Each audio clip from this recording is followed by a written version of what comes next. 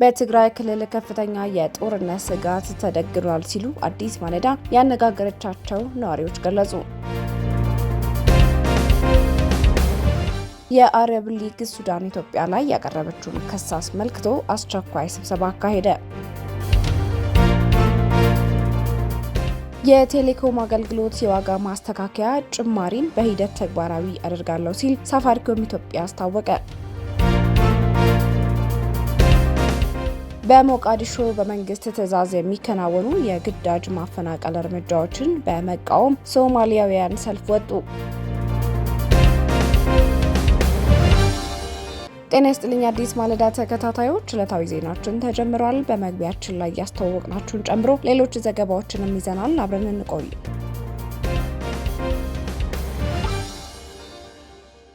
በትግራይ ክልል ከፍተኛ የጦርነት ስጋት ተደግኗል ሲሉ አዲስ ማለዳ ያነጋገረቻቸው ነዋሪዎች ገለጹ። የህወሓት ሊቀመንበር ደብረጽዮን ገብረ ሚካኤል ወደ ፕሬዝዳንትነት መመለስ ደግሞ ይበልጥ ስጋቱን እንዳናረው አክለዋል። ነዋሪዎቹ እንደሚሉት ጊዜያዊ አስተዳደሩ በኃይል ቦታውን እንደተያዘበት፣ ህወሓትም ራሱን ለጦርነት እያዘጋጀ በመሆኑ ህዝቡ የከፋ ስጋት ውስጥ ላይ መሆኑን አስረድተዋል። በክልሉ የነዳጅ አቅርቦት ባለመኖሩ የትራንስፖርት አገልግሎት መቋረጥ እንደገጠመ፣ የጥሬ ገንዘብ እጥረት መኖሩንም የገለጹት ነዋሪዎቹ የጊዜያዊ አስተዳደሩና የፌዴራል መንግስት ግንኙነት ጤናማ ባለመሆኑ ህዝቡ መከራ ውስጥ እንዲገባ አድርጎታል። ከዚህ በኋላ ምን እንደሚፈጠር አናውቅም ሲሉ ስጋታቸውን ተናግረዋል። የፌዴራል መንግስቱ በዝምታ ነገሩን እንዲከርና ህዝቡ እንዳይረጋጋ በማድረግ አሉታዊ ሚና እንደተጫወተ የሚጠቅሱት ነዋሪዎቹ ህዝቡ ከፍተኛ የጦርነት ስጋት ስላለበት ቅድመ ዝግጅት እያደረገ መሆኑን ገልጸዋል። በክልሉ የግዳጅ አፈሳ በመኖሩም ምክንያት ወጣቶች ስፍራን መቀየርና ስደትን ምርጫቸው እንዳደረጉም ያከሉት አስተያየት ሰጪዎቹ ጦርነት ዛሬ ነገ ተጀመረ በሚል ስጋት ውስጥ መሆናቸውን ተናግረዋል። በአሁኑ ወቅት የትግራይ ያለ ትልቅ የጦርነት ስጋት ነው። ምክንያቱም የጊዜያዊ አስተዳደሩ በኃይል ተብሏል፣ በኃይል ተይዟል።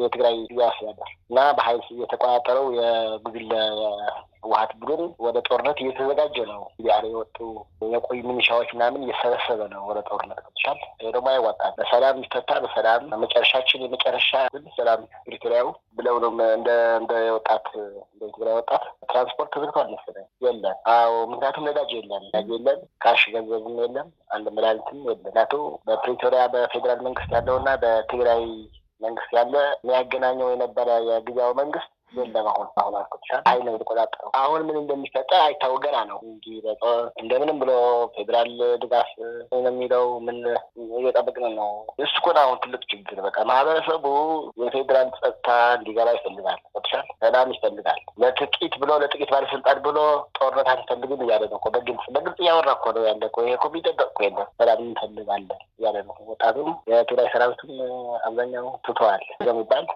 ኃይሉ የተመናመነ ነው። ያው በቃ ፈርተዋል። አሁን እያስፈጨ ነው፣ እህል እየገዛ ነው። በጣም የሚያሳዝነው።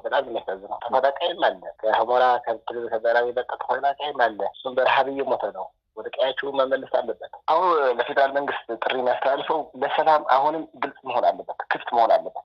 ስጋት እኮ አሁን ብዙ እኔም እኮ አሁንም ወጥቼ ያለው እኔ ትግራይ ውስጥ የለውም። ለመወጣ 2 ሳምንት አድርጌያለሁ። ወደ ሊቢያ እየሞከርኩ ነው። ምንም አማራጭ የለም። በቃ ምንም አማራጭ የለም። እዚህ ሀገር ወጣት የሚባል ነገር የለም። በስደት ሁሉም አልፏል። እና እዛ ነው ያለ ነው። አብረን 20 ሰዎች ምናምን አለን። አብረን ነው የወጣ ነው።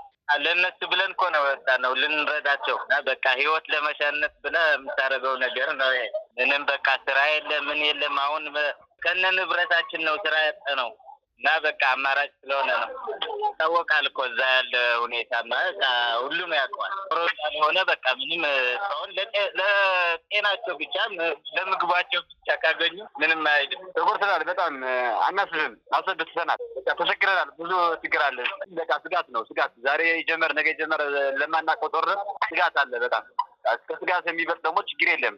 ፋሚሊ ከኛ እየጠበቁ የሆነ ነገር፣ እኛ ግን ምንም ነገር ስደት ነው አማራጭ። በዚህ ሰዓት ግን ስደቱን ታውቂያለሽ፣ ብር የለ ምንም የለ። በስልክ የሚነገር አይደለም ብታይ ነው አሪፍ።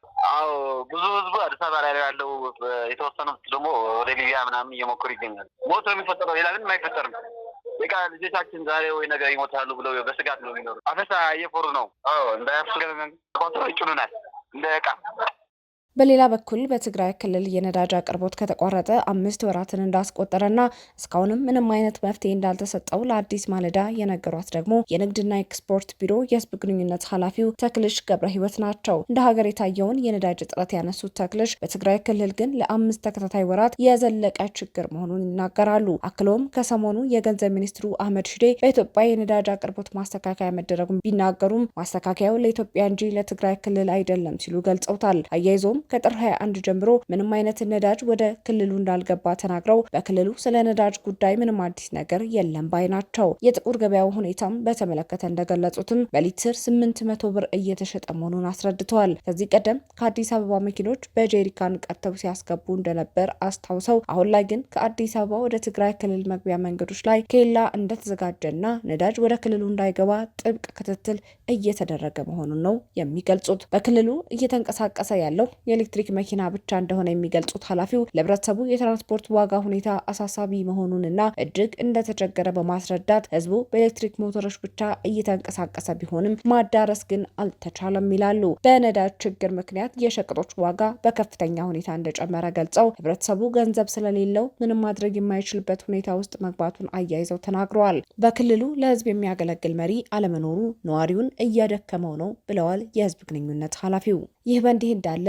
የደሞዝ ጉዳይ እልባት አለማግኘቱ እንዲሁም በክልሉ የመድኃኒት አቅርቦት እጥረት መከሰቱ የሸቀጦችን መናር ጨምሮ ህዝቡ በተደራራቢ ችግር እየተጎዳ ነው ብለዋል። ከጥር 21 ጀምሮ እስካሁን ምንም አይነት የመጣ ነገር የለም። ያው እንደሚታወቅ ያው ወደ ኢትዮጵያ የሚገባ ፐርዳይ 4.5 ነበር አይደል? ከሁለት ሳምንት በኋላ በፊት ነው መሰለኝ ነው ወደ ነበረው ማለት ከጦርነት በፊት የነበረው 9 ሚሊዮን ፐርዳይ እየገባ ነው የተባለው። ግን እሱ ወደ ኢትዮጵያ ነው እንጂ ወደ ትግራይ አይደለም። እኛ ጋር ምንም ነገር አዲስ ነገር የለም። በሳምር ማለት ነው 800 ብር እየተሸጠ ነው በሊትር ከተለያየ ነው። አሁን እኮ ድሮ እኮ ጥሩ ነበር።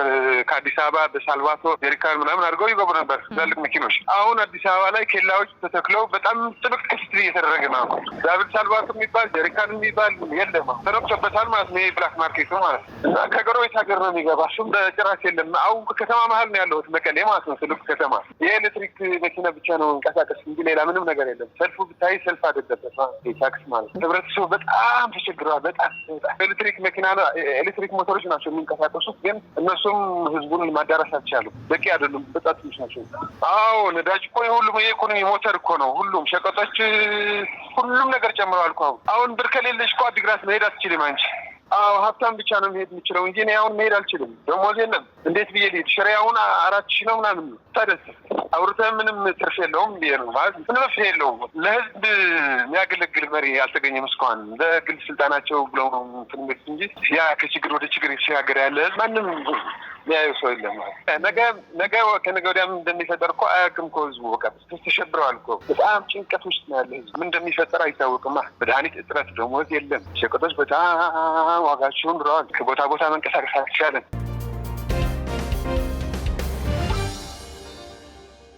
የአረብ ሊግ ሱዳን ኢትዮጵያ ላይ ያቀረበችውን ክስ አስመልክቶ አስቸኳይ ስብሰባ አካሄደ። የአረብ ሊግ እሁድ ዕለት በካይሮ የሱዳንን ክስ ተከትሎ በኢትዮጵያ የጥቃት ድርጊቶች ዙሪያ ለመወያየት አስቸኳይ ስብሰባ አካሂዷል። የቋሚ ተወካዮቹ ስብሰባ በሊጉ ምክር ቤት የ165ኛው ዙር ሰብሳቢ በሆኑት በፈውዚያ ቢን ጥብቅ መልኩ እንደሚፈታ ተስፋቸውን ገልጸዋል። በተጨማሪም ውጥረቱን ሊያባብሱና የቀጠናውን ደህንነት ሊያናጉ የሚችሉ ክስተቶች እንዳይፈጠሩም ማስጠንቀቂያ ሰጥቷል። በስብሰባው ወቅት በካይሮ የሱዳን አምባሳደርና የአረብ ሊግ ተወካይ ኢማድ አዳዊ ሱዳን ከኢትዮጵያ በኩል ተደጋጋሚ ጥቃቶች እየደረሱባት መሆኑን ተናግረዋል። የአስቸኳይ ስብሰባ የተካሄደው ሱዳን አዲስ አበባ በካርቱም ዓለም አቀፍ አውሮፕላን ማረፊያ ላይ ለተፈጸመው የድሮን ጥቃት እጇ አለበት በማለት በመክሰስ አምባሳደሯን ከኢትዮጵያ በጠራች በጥቂት ቀናት ውስጥ ነው። የሱዳን የውጭ ጉዳይ ሚኒስቴር ሞሂ ኤልዲን ሳሌም በዚህ ወር መጀመሪያ ላይ ለጥቃቱ ከኢትዮጵያ ግዛት ጋር የሚያያይዝ ማስረጃ እንዳላቸው ገልጸው ነበር። ኢትዮጵያ በበኩሏ ክሱን መሰረተ ቢስ በማለትም ውድቅ አድርገዋለች። በዚህ የኢትዮጵያ መግለጫ ዙሪያ አስተያየታቸውን ለአዲስ ማለዳ ያጋሩት የፖለቲካ ተንታኙ አበራ ሂጲሶ የውጭ ጉዳይ ሚኒስቴር ያወጣው መግለጫ በቀጠናው ያሉትን ሁኔታዎች ያገናዘበ ነው ብለዋል። ተንታኙ ኢትዮጵያ በምትገኝበት ቀጠና ያሉ አለመረጋጋቶች ከአካባቢው አልፎ የምስራቅ አፍሪካ አባል ሀገራት ውስጥ ያሉ ሽኩቻዎች እየጨመሩ መሆናቸውን ጠቅሰው በተለይም ኢትዮጵያ ታላቁን የህዳሴ ግድብ ግንባታ ካጠናቀቀች ወዲህ ከግብጽና ከመሳሰሉ ሀገራት የተለያዩ መሰናክሎችን እየጋረጡና ጣልቃ እየገቡ ይገኛሉ ይላሉ። ኢትዮጵያ በአንጻራዊነት ካላት አሁናዊ የሚሆን ከዚህ በፊት በነበራት ዲፕሎማሲያዊ፣ ኢኮኖሚያዊና ታሪካዊ ሁነቶች የተነሳ ግብጽ በተለይም ኢትዮጵያ የባህር በር ጥያቄን ካነሳች በኋላ ከፍተኛ ስጋት ላይ ወድቃለች ሲሉ አክለዋል። ግብጽ የሱዳን ብሔራዊ ጦር ድጋፍ ስላላት የሱዳን ብሔራዊ ጦር ኢትዮጵያ ላይ ያወጣው መግለጫ ከራሱ የተነሳ ሳይሆን የተለያዩ ከጀርባው ያሉ አካላት ግብጽን ጨምሮ ከመነጨ ስጋት ነው ሲሉ መረዳታቸውን አካፍለዋል። ኢትዮጵያ የራሷን ብሔራዊ ጥቅምና ዳንነት ለማስጠበቅ ምናልባት ዲፕሎማሲያዊ አካሄዶችን የተለያዩ አካሄዶችን መሄድና ቀጠናው ላይ ያለውን ነባራዊ ሁኔታ በብልሃትና በእውቀት የመረዳት ነገር ከፍ ሊል ይገባል። እዚህ ላይ እንግዲህ ያው በጥልቀት መሰራት እንዳለበት እናምናለን። ነገር ግን ምናልባት የተንኮል ሁኔታዎቹ የመሰረነት ስራዎቹ የሚቀጥሉ ከሆነ ራሷን ለመከላከል ኢትዮጵያ ከነዚህ መሰል መግለጫዎችን ባለፈ ምናልባት ወደ ተለያዩ የራሷን ለመከላከል የሚያስችሉ ሂደቶች ላይ መግባትና ዝግጁ መሆን እንዳለባት ይሰማኛል። መግለጫውን በተለያዩ ንጻሬዎች የደገፉት ተንታኙ ህወሓት በመግለጫው ላይ መነሳቱንም አግባብነት ያለው ብለውታል። በእርግጠኝነት እንግዲህ ጣልቃ ገብነትንና እንደውም ኃይል ሚዛንን ለመውሰድ ዲፕሎማሲያዊ በላይነትን ለመያዝ ከፍተኛ ጥረት እየተደረገ እንደሆነ የምንገነዘበው ነው የሚሆነው። ስለዚህ ህወሓትም ቢሆን በአንድ ሳይድ በዚህ በአልቡርሃን ሳይድ ከፍተኛ ድጋፍና የጦር ዝግጅቶችን እዛ የማሰልጠን ሁኔታ ተገንዝበን መተናል እና ይሄ ደግሞ እንደ ሀገር ኢትዮጵያን ለማሳነስ የሚሰሩ ስራዎች በእርግጠኝነት እኔም እንደ አንድ ዜጋ ትክክል ነው ተገቢም ነው ብዬ አልወስድም። ከዚህ ጋር ተያይዞ እኔ ውስንነቶቹ መንግስት የውስጡን ጥንካሬ ይተው ይዘንጋ ማለት አይደለም። በውስጥ ያሉ ጉዳዮችን ኢኮኖሚያዊም ይሁን ፖለቲካዊ ጉዳዮች ላይ ከፍተኛ ጥንቃቄ ማድረጉ ተገቢ ሆኖ ሳለ ነገር ግን የውጭ ወራሪዎችን ደግሞ ዌልካሚንግ መፍጠር ያው ሀገራዊ እውነትን እንደመካድ ስለሚቆጠር ዜጋውም ይሁን የኢትዮጵያ እንግዲህ ወዳጅ ሀገራት ከጎኑ እንዲሆን መንግስትም ይሁን ህዝብ በተገቢው ትራክ ላይ መገኘት አለበት ነው የሚለው። በተለይ ብሔራዊ ጥቅምን እንግዲህ አሳልፎ ላለመስጠት መንግስት ህዝብን የውጭ ጉዳይ ሚኒስቴርም ከመቼውም ጊዜ ባለፈ በጥንካሬውና በብልሃት በእውቀት እንግዲህ መመራትና ሁኔታዎችን መከታተል እንዳለበት ይሰማኛል። በኢትዮጵያና በሱዳን መካከል የተፈጠረውን ውጥረት ለመፍታት ሁለቱ ሀገራት ተቀራርበው መስራት እንዳለባቸው ያሳሰቡ ሲሆን አንዳቸው በአንዳቸው ላይ የሚደረጉ ጣልቃ ገብነቶች ካሉ እነሱ መቆም እንደሚገባው ጠቁመዋል። ነገር ግን አንዱ ላይ የሚያደርገውን ጣልቃ ገብነት የማያቆም ከሆነ ኢትዮጵያ ተኝታ መጠበቅ የለባትም ባይ ናቸው። አሁን ለምሳሌ የሱዳንም ቢሆን ዋናው ክንፍ ከኢትዮጵያ ጋር ተቃርኖ ሳይድ ላይ ያለው የሱዳን መንግስትም የኢትዮጵያን ብሔራዊ ዳንነቷን እና ሉዓላዊነቷን በሚጎዳ መልኩ የሚንቀሳቀስ ከሆነ ኢትዮጵያ እንግዲህ ተኝቶ ዝም ብሎ መጠበቅ አለበት የሚል ግምት አይኖረንም። እያንዳንዱ ሀገር እኮ አሊያንስ ይፈጥራል። አሊያንስ መፍጠር ደግሞ ዋናው አሊያንስ ከመፍጠር በፊት ኪሳራና ትርፉን ማስላት ተገቢ ቢሆንም እንኳን አሊያንስ መፍጠሩ ኃጢአት ነው ማለት አይደለም። ምናልባት አሊያንሱን መፍጠር አለመፍጠራቸው በእርግጠኝነት በተለያዩ ማስረጃዎች የሚረጋገጥ ቢሆንም ግን ይህንን እንግዲህ ያው ሱዳን ለምሳሌ የተንኮል አካሄድ ላይ የምትቀጥል ከሆነ ኢትዮጵያም የበኩሏን አቋምና ዲፕሎማሲያዊ ስፍራዋን ማትይዝ ከሆነ ያው ብሔራዊ ጥቅም ጋር ይጋጫል ማለት ነው። ለዚህ የተለያዩ እንትኖች ያስፈልጋል፣ እንቅስቃሴዎቹ ያስፈልጋል የሚል ግምት ነው የሚኖረኝ ከዚህ ጋር ተያይዞ።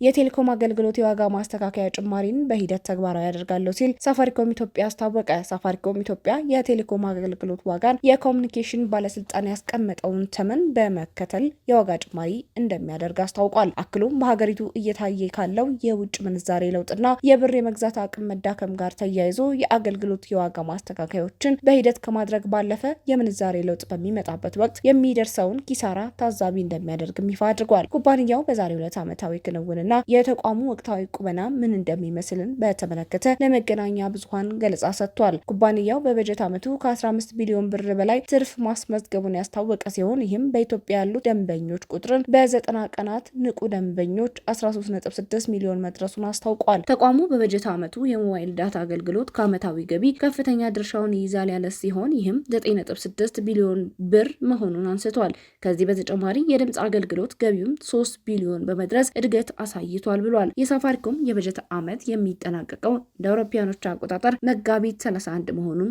ተመላክቷል። የኩባንያው የስራ ኃላፊ እንደገለጹት የቴሌኮም መሰረተ ልማቶች በከፍተኛ የውጭ ምንዛሬ የሚገዙ በመሆናቸው የብር ዋጋ መቀነስ በኩባንያው የፋይናንስ ሪፖርት ላይ የራሱ የሆነ ጫናም እንዳለው አንስተዋል።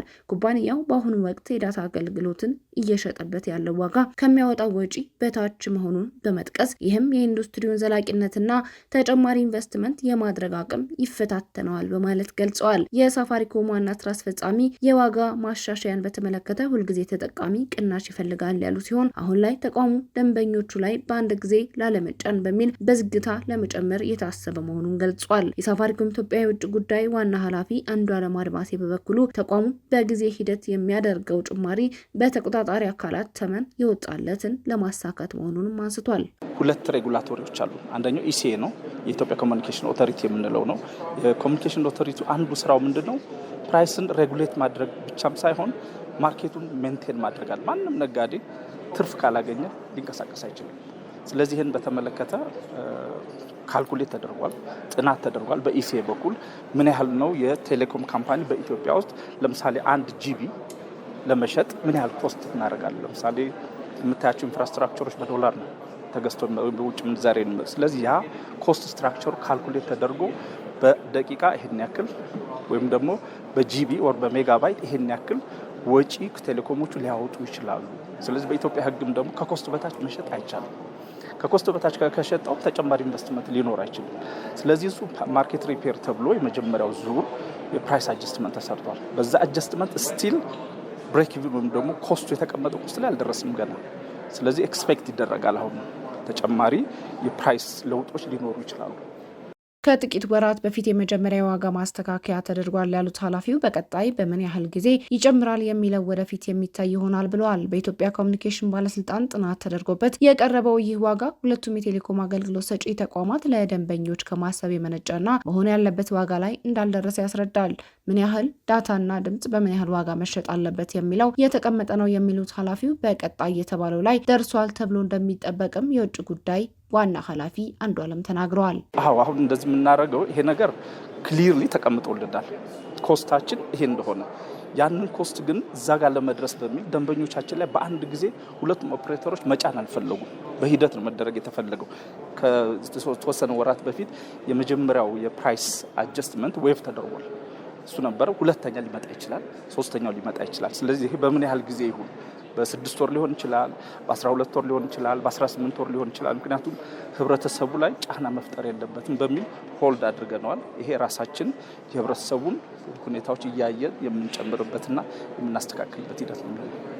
የዋጋ ማሻሻያን በተመለከተ ምንም እንኳን ባለስልጣኑ ማስተካከያ ወዲያውኑ እንዲተገበር ቢፈልግም ኩባንያው ግን በህብረተሰቡ ላይ የሚፈጥረውን ጫና ለመቀነስ ሲባል ጭማሪውን ደረጃ በደረጃ ለማድረግ ወስኗል ብለዋል። አክለውም ከዋጋ በታች አገልግሎት መስጠት ህጋዊ ያለመሆኑን አንስተዋል። ይህም እንደ ሁኔታ በመንፈቅ በአመትና ከዚያ በላይ በሆኑ ልዩነት ሊተገበር እንደሚችል አስታውቋል። አንዱዓለም በምን ያክል ጊዜ ጭማሪ ታደርጋላችሁ ለሚለውም ምላሽ ሰጥቷል። የባለስልጣኑ ያስቀመጠው ታይም ፍሬም ኢሚዲየትሊ ነው የሚለው። ኢሚዲየትሊ ማለት ያ ደብዳቤ ከወጣበት ጊዜ ጀምሮ አስተካክላችሁ አስቀምጡ ነው። ነገር ግን ያን በዛ መልኩ አይደለም መሆን መሄድ ነው። በእውነት የመጀመሪያው በተቀመጠበት በዛ ፕራይስ ልክ አጀስት አድርገን መሄድ ነበረበት ሁለታችን። ነገር ግን በፌዝ ቀስ እያልን እየጨመርን እንሄዳለን። ስለዚህ የታይም ፍሬም በኦቶሪቲ በኩል የተቀመጠው ኢሚዲየትሊ ነው የሚለው። ምክንያቱም ደንበኞቻችን ላይ ከባድ ጫና ሊያመጣ ይችላል። በአንድ ጊዜ ያን ሙሉ በሙሉ ኢትዮ ቴሌኮም ሆነ ሳፋሪኮም እንከተል ብንል ከፍተኛ የሆነ ጫና ያመጣል። ስለዚህ በወራቶች በተወሰነ ጊዜ ኢንተርቫል የምናየው ነው። አሁን የፐርቼዚንግ ፓወር ኦፍ ማኒ በከፍተኛ ደረጃ እየቀነሰ መጥቷል። ኑሮ ውድነቱ ሊኖር ይችላል። የተለያዩ ፕራይሶች እየጨመሩ ናቸው ያሉት። ስለዚህ እዛ ላይ በአንድ ጊዜ ፊውል ማድረግ አልፈለግንም። ምናልባት 6 ወር፣ 7 ወር፣ 8 ወር፣ ዓመት እየተጠበቀ አጀስት እየተደረገ ይሄዳል።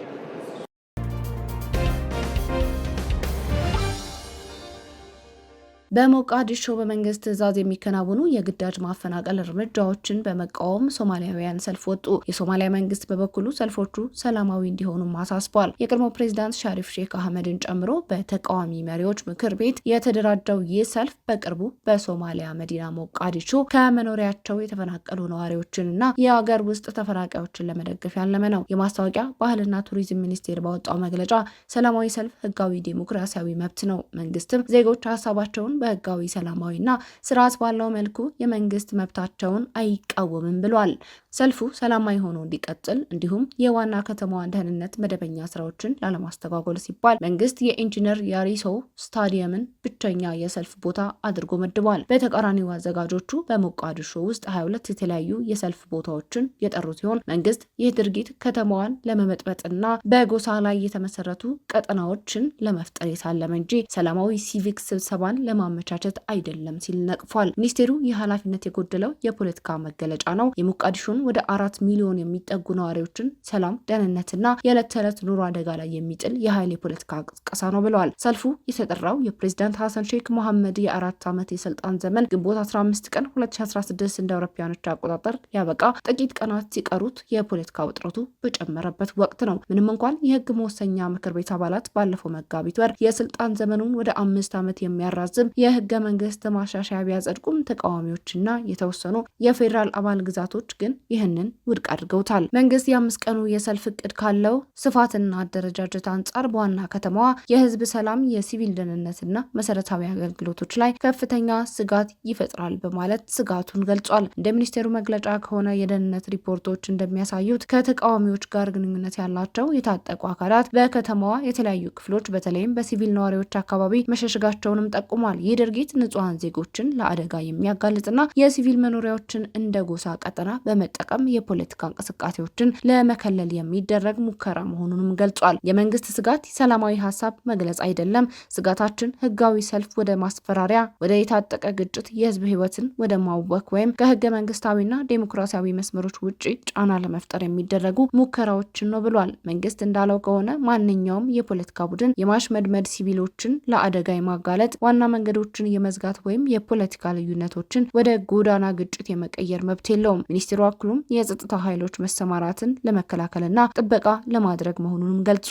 የጸጥታ ተቋማት በትዕግስት በሙያዊ ብቃትና ሰብአዊ መብቶች ሙሉ በሙሉ ባከበረ መልኩ ተግባራቸው እንዲወጡ እንዲሁም ሰላማዊ ዜጎችን ሁከት ከሚቀሰቅሱ፣ መሳሪያ ከሚይዙ፣ ንብረት ከሚያጠፉ ወይም ግጭት ከሚጭሩ አካላት በጥንቃቄ እንዲለዩ መንግስት መመሪያ ሰጥቷል። በመጨረሻ መንግስት ሁሉም የፖለቲካ ተዋናዮች ንግግራቸውን እንዲያረግቡ፣ የታጠቁ ደጋፊዎችን ከማሰለፍ እንዲቆጠቡ፣ የህዝብ ሰላምና ጸጥታ እንዲያከብሩና የፖለቲካ ቅሬታዎቻቸውን በሰላማዊ በህገ መንግስታዊና በተቋማዊ መንገዶች ብቻ እንዲያቀርቡ ጥሪ ያቀርባል ብሏል።